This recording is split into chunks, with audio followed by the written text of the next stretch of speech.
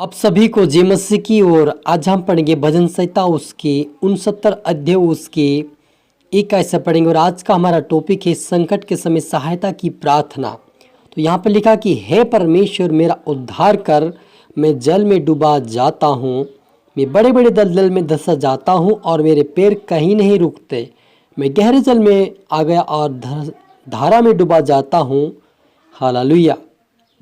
हम प्रार्थना करें।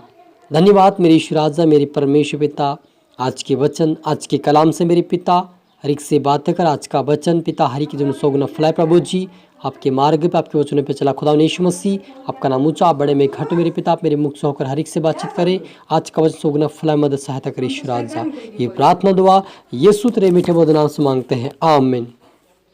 तो मेरे जी जो यहाँ पर लिखा है भजन संहिता 69 अध्याय उसकी एक ऐसे कि हे परमेश्वर मेरा उद्धार कर, मैं जल में डूबा जाता हूँ और मैं बड़े बड़े दलदल में धंसा जाता हूँ और मेरे पैर कहीं नहीं रुकते। मैं गहरे जल में आ गया और धारा में डूबा जाता हूँ।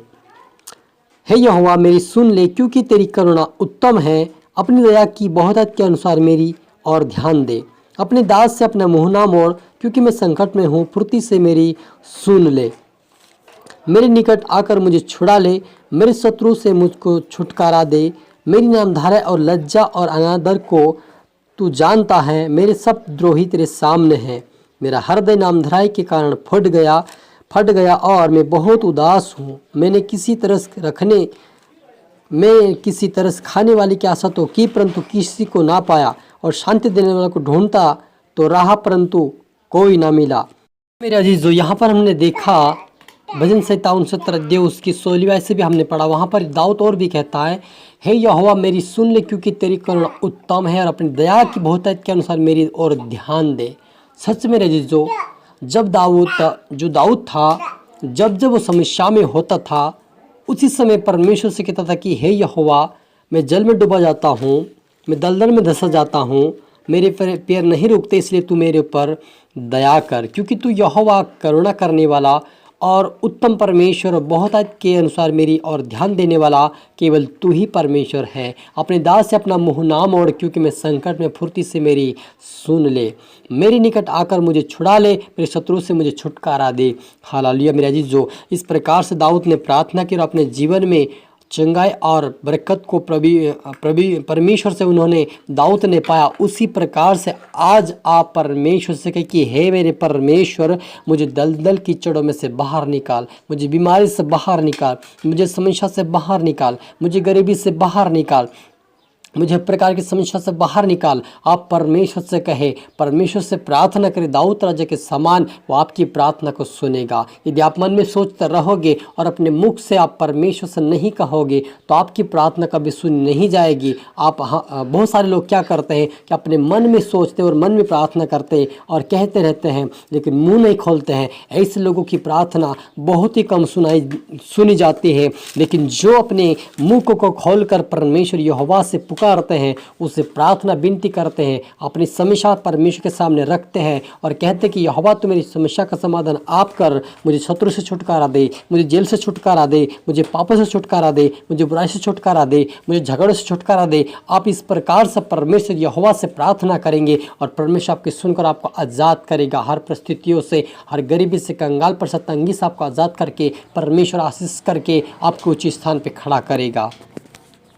हालेलुया। क्योंकि जो दाऊद जो था, भेड़ बकरी को चराने वाला व्यक्ति था, लेकिन जब वो परमेश्वर से प्रार्थना करता था, आराधना करता था, परमेश्वर से रात दिन लिपटे रहता था, परमेश्वर की आज्ञा पे चलता रहता था, उसे परमेश्वर आज़ाद करता था और उसे परमेश्वर ने एक दिन राजा बना के छोड़ा। क्योंकि वे परमेश्वर की आज्ञा पे चल रहा था, परमेश्वर को पूछकर वो काम कर रहा था, परमेश्वर से वो प्रार्थना के साथ परमेश्वर के सम्मुख हर कामों को वो करता था। इसीलिए वो राजा एक दिन, जो दाऊद था, वो राजा बना मेरे अजीजों, क्योंकि वे परमेश्वर के डर और भय में चल रहा था।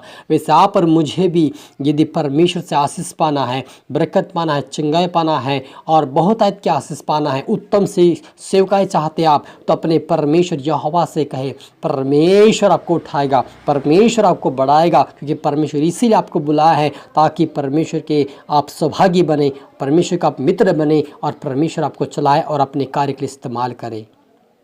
हालेलुया। क्योंकि यहाँ पर जो दाऊद है वो बहुत ही बड़ी मुसीबत में फंसा है, इसीलिए वो इस प्रकार से प्रार्थना करता है। हालेलुया।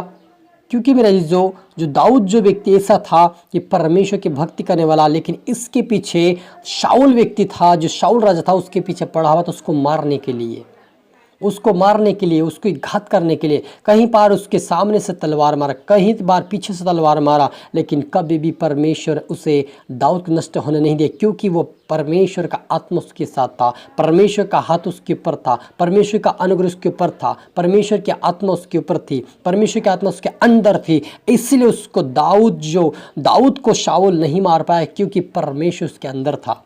और इसी कारण से परमेश्वर ने उसे एक दिन राजा बना के छोड़ा।